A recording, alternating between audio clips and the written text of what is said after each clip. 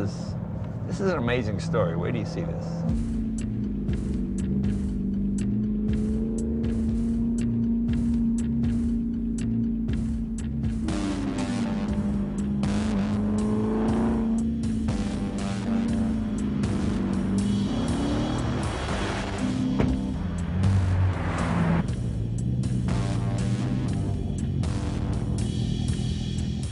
Good. Hey, pull in, we'll talk a little bit. Sounds good. Sam Schmidt is a living embodiment of the competitive spirit. He put aside his career as a businessman to focus on racing stock cars professionally when he was 31 years old. A late start by most racing standards, but he quickly rose through the ranks, driving in 3 consecutive Indy 500s and winning the Las Vegas Motor Speedway in 1999. But in 2000, after crashing his car at 210 miles per hour,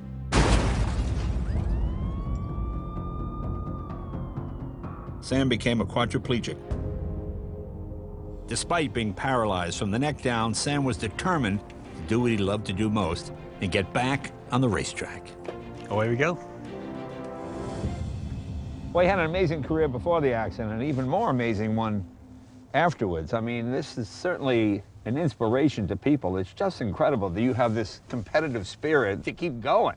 Yeah, I started motocross at 5, raced till I was 15. Right. My hero growing up was Rick Mears. I mean, 4 Indy 500 wins from Bakersfield. Sure. My dream was just always Indy 500 and whatever it took to get there. Okay.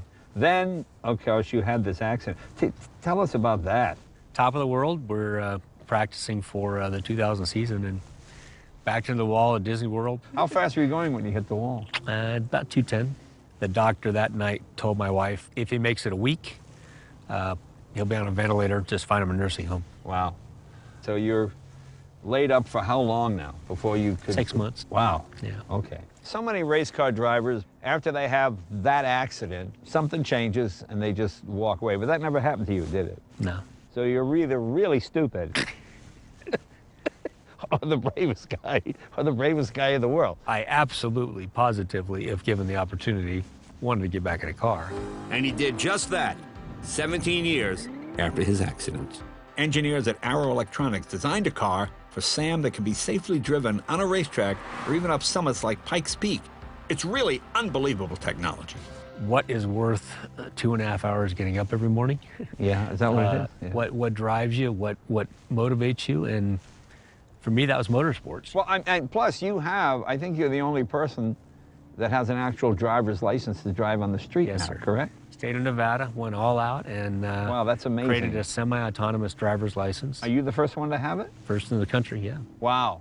It truly is the epitome of, if you can dream it, find the right people, get the resources, and Right. it can be done. That's an Cool inspiration to people. It's cool stuff. Now, the car I drove here is the exact same Corvette Sam has, except his has a bunch of electronics, cameras, and sensors that help Sam drive and steer the car. Now explain the headgear. You've got this tube. It's a tube, which I will put in my mouth in a second, and basically it's got a sensor running through the tube. Right. And so it's progressive, just like your right foot is. If I blow lightly, it just creeps. If I give her gas, she will go. And same with sucking the other way.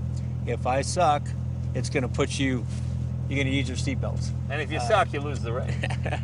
It's about the only place you can say blow to go and suck to stop without getting slapped. You know, there's a joke there, and I'm not even going to touch it. But so your actual steering wheel, are these cameras here? 5 infrared cameras. The cameras are looking at my sunglasses and reading the way my sunglasses are to steer the car. Okay, let's see how this works. You don't want to sneeze or we hit the wall. Good. Something like that, or you hit them. So you're controlling every aspect of the car. People watching this now might think this is an autonomous vehicle, but it's not at all. You're controlling every function of it. Absolutely. Yeah. Very cool. In this car with this headgear, can you find yourself running out of breath, short of breath, because you're breathing in, breathing out, breathing in? You know what I'm saying? And all the time I've been doing it, the only time that happened was Pikes Peak. Yeah, because the air's thinner? Air's thinner, and we 156 turns, on the gas, off the gas, on the gas, off the gas, and it was 15 minutes nonstop.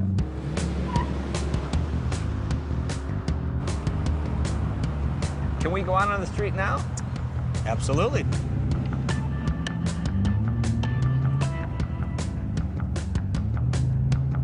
Okay, out on the public road, look at that.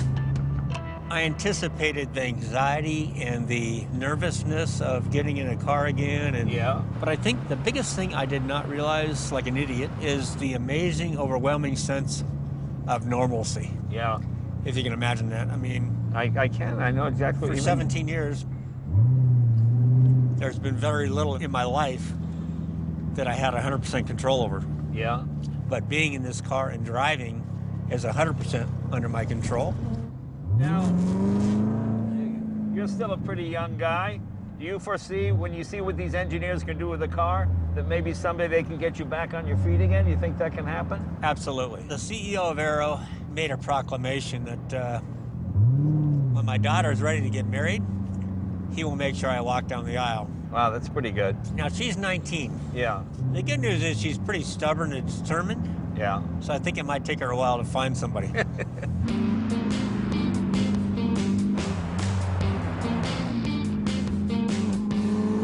So what is your top speed in this car?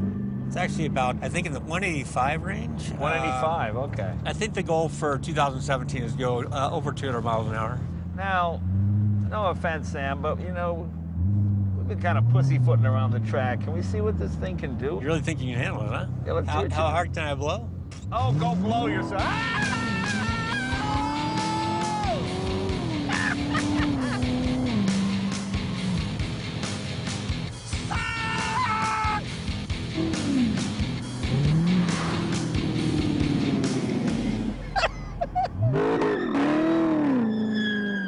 Getting some heat in the tires now.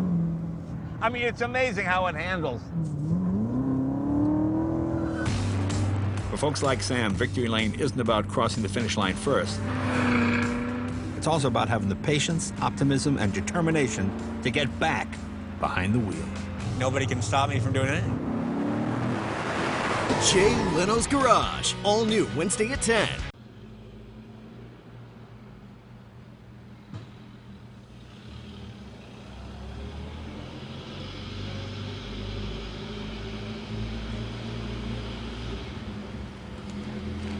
Mm-hmm.